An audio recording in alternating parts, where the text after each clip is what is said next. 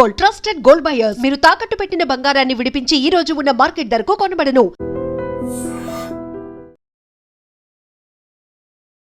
Big breaking. Actually Ashok అనే వ్యక్తి, ఆయన ఒక లెక్చరర్గా పనిచేసినటువంటి వ్యక్తి అనుమానాస్పదంగా చనిపోయాడు. అది 11 రోజుల క్రితం చనిపోయిన పరిస్థితి. మేడిపల్లిలో జరిగింది. రాచకొండ పోలీస్ కమిషనరేట్ పరిధిలో మేడిపల్లిలో జరిగింది. భార్య పేరు వచ్చేసి పూర్ణిమ. ఆమె ఒక ప్లే స్కూల్ని నడుపుతోంది. భర్తనేమో ఒక లెక్చరర్. ఆయన చాలా కూల్గా అండ్ వెరీ డీసెంట్గా ఆయన ఉన్నటువంటి సిచ్యువేషన్ బాగానే ఉంది. ఇక్కడి వరకు అంతా బాగానే ఉంది. కానీ గతంలో అంటే 4-5 ఏళ్ల క్రితం వాళ్ళు బోడుపల్లెను ఇంకో ప్లేస్లో ఉండేటోళ్ళు. అక్కడ ఈ పూర్ణిమ అంటే భార్య ఎవరైతే ఉన్నారో ఒక వ్యక్తితోని చనువుగా ఉండడం ఆయనకు నచ్చక ఇంకో ప్లేస్కి మారి, అది కూడా సొంత ఇల్లు కట్టుకొని ఇంకో ప్లేస్కి షిఫ్ట్ అయ్యారు. భర్తకి ఈ విషయం తెలుసు, వార్న్ కూడా చేసిండు. తీరా చూస్తే ఎవరు ఏంటి అన్నప్పుడు ఆయన అంటే ఎవరైతే భార్య దగ్గరగా సన్నిహితంగా మూవ్ అయినటువంటి పర్సన్ని ఏం పని చేస్తాడు అని అంటే ఒక కూలీ పని చేసిన ఆయనతోని అసలు నీకంత క్లోజ్ ఎందుకు అని మందలించిండు భార్యని. అది అమ్మకు నచ్చలేదు.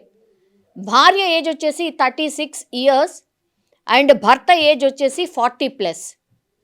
ఇది నచ్చక మందలించి ఆ తర్వాత కూడా ఇంకో ప్లేస్కి మూవ్ అయి బాగానే ఉన్నటువంటి సిచ్యువేషన్లో ఈ ఎవరైతే నేను ఇంతకుముందు చెప్పినట్టుగా 22 సంవత్సరాల వ్యక్తి ఎవరైతే ఉన్నారో, ఈ వర్కర్ ఎవరైతే ఉన్నారో, మళ్ళా అతన్ని కూడా ఆ పక్కనే అంటే వీళ్ళు షిఫ్ట్ అయిన ప్లేస్కే రప్పించుకొని ఇట్లనే క్లోజ్గా ఉండడం మళ్ళీ భర్తకు నచ్చలేదు. దీంతో అక్కడ కూడా వీళ్ళిద్దరికీ గొడవలు జరిగేవి.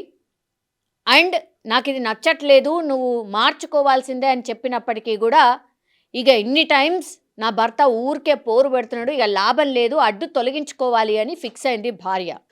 ఈ క్లోజ్గా ఉన్నటువంటి వ్యక్తి పేరు వచ్చేసి మహేష్, కేవలం 22 సంవత్సరాలు. సో ఈ పూర్తి ఎపిసోడ్ అంతా గమనిస్తే గనక అడ్డు తొలగించుకోవాలి అనుకుంది కాబట్టే భర్తని చంపింది. కానీ చిత్రీకరణ ఏం చేసింది, వాళ్ళ రిలేటివ్స్ కానీ ఇంకెవరైనా బయట వ్యక్తులు కానీ వాళ్ళకి ఏమని క్రియేట్ చేసింది అని అంటే వాష్రూమ్లో జారి పడ్డాడు, అందుకని హార్ట్ అటాక్ వచ్చింది, ఆల్ ఆఫ్ సడన్ చనిపోయిండు, నేను దగ్గరలో ఉన్నటువంటి హాస్పిటల్కి తీసుకెళ్లేటప్పటికే అప్పటికే చనిపోయిండు అని చెప్పారు అనేటువంటిది ఆమె అందరినీ నమ్మించే ప్రయత్నం చేసింది పూర్ణిమ. అసలు జరిగింది ఏంటంటే ఈ మహేష్ అంటే ఈమె ఎవరితోనైతే క్లోజ్గా ఉంటుందో అతను ఇంకొకతని హెల్ప్ తీసుకొని భర్తని అత్యంత కిరాతకంగా 3 చున్నీలతోని పూర్తిగా మెడకి గట్టిగా మెడ భాగంలో అంటే ఆ గుర్తులు చూస్తే గనక గట్టిగా చున్నీతోని బిగించి చంపేసినట్టుగా క్లియర్ కట్గా ఉంది. పోస్ట్ మార్టం వద్దన్నది, పోస్ట్ మార్టం చేయాల్సిన అవసరం లేదన్నది, అయినా సరే ప్రొసీజర్ ప్రకారం ఖచ్చితంగా పోస్ట్ మార్టం చేయాల్సిందే అనేటువంటిది పోలీసులు చెప్పారు. పోస్ట్ మార్టం చేసిన తర్వాత ఈయన న్యాచురల్గా ఆర్ హార్ట్ అటాక్ వల్ల చనిపోయిన పరిస్థితి లేదు, రిపోర్ట్ క్లియర్గా ఉంది, ఏదో జరిగింది అనేటువంటిది అనుమానంతో ఆమెని రిమాండ్కి తీసుకొని విచారణ చేశారు. తమ స్టైల్లో విచారణ చేసిండ్రు కాబట్టే 11 రోజుల తర్వాత ఈ నిజాలు బయటకు వచ్చినాయి.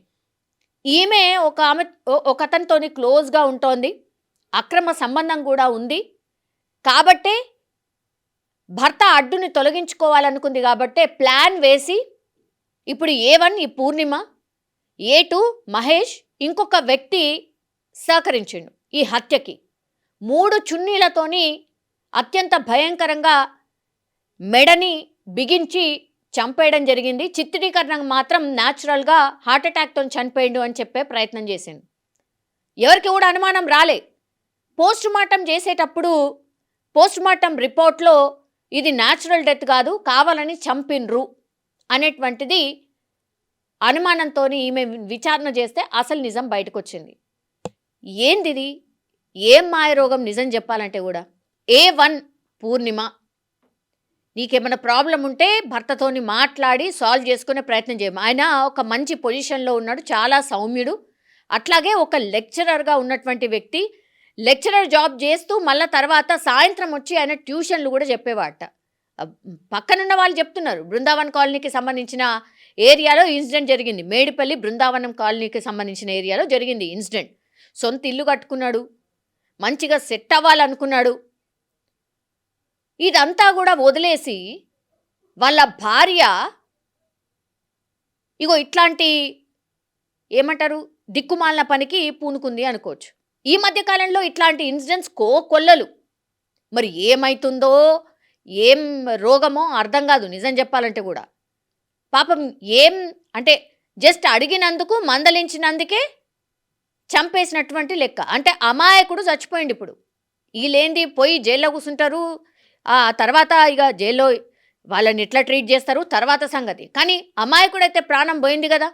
ఒక అబ్బాయి కూడా పిల్లగాడు ఉన్నాడు అనుకుంటా, ఓ అబ్బాయి పిల్లగాడు కూడా ఉన్నాడు. ఇప్పుడు ఆ పిల్లగాడిని అనాథ చేసినట్టు లెక్క. అమ్మనేమో జైల్లో కూర్చుంటుంది, నాన్ననైతే లేనేలేడు. కుటుంబమే ఆగమన్నమాట. ఒక డీసెంట్ ఫ్యామిలీకి సంబంధించిన వ్యక్తుల్లాగా కనిపిస్తున్నారు. ప్లే స్కూల్ నడుపుతుంది, ఏం మాయరోగం మరి? ప్లే స్కూల్ నడుపుతున్నాడు, బాగానే ఉన్నావు కదా. ఆయనేమో లెక్చరర్, పాపం అత్యంత దారుణంగా చంపేస్తేవి. ఇట్లాంటి అక్రమ సంబంధాలకు సంబంధించిన కేసులు భయంకరంగా రిపోర్ట్ అయినాయి. ఈ ఇయర్లనైతే పిల్లల్ని చంపుడు, భర్తల్ని చంపుడు చాలా ఎక్కువగా నమోదవుతున్నాయి.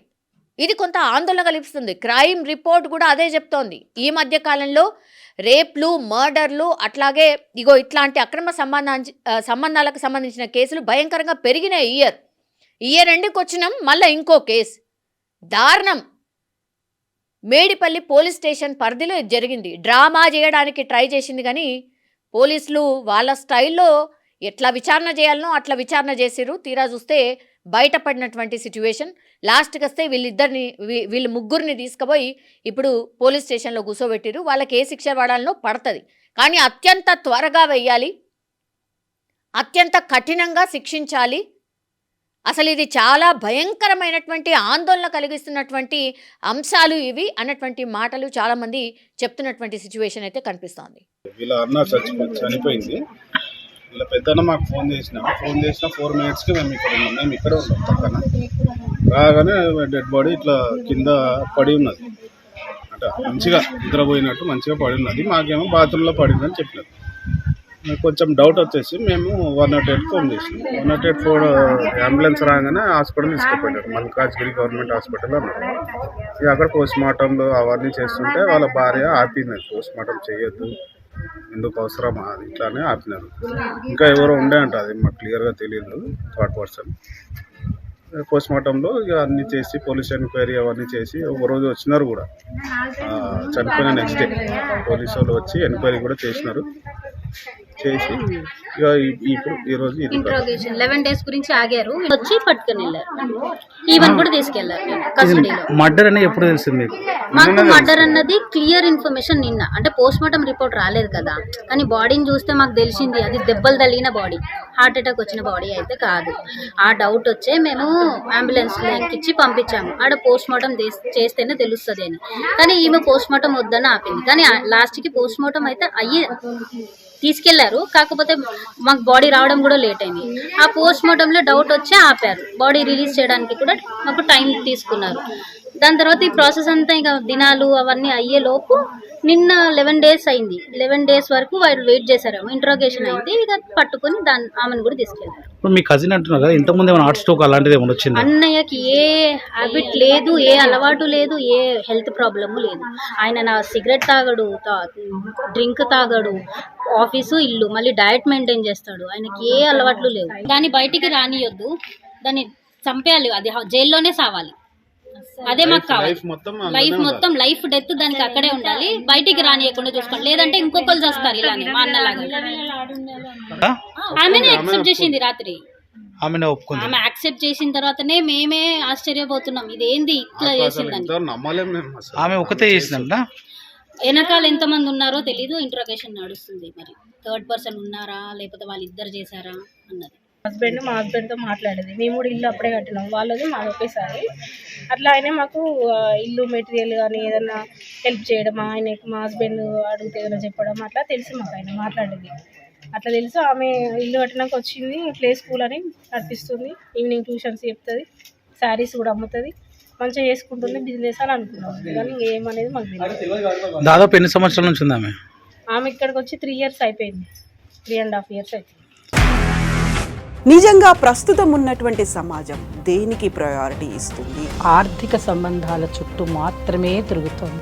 మళ్ళీ ఎన్నికలంగానే చాలా విరక్తి కలుగుతాను. మంచి అనిపిస్తుంది కదా, లేడీస్ కూడా ఛాలెంజింగ్ జాబ్స్ చేసినప్పుడు చాలా బాగుంటది. ట్రాఫిక్ అసిస్టెంట్స్ గా నియమించిన ట్రాన్స్జెండర్స్ అందరితో సాల్యూట్ చేయించుకుంటున్నారు. ఫుడ్ డెలివరీ ఇవ్వటానికి వెళ్ళినటువంటి డెలివరీ బాయ్ అనిల్ పై కళ్ళ ముందు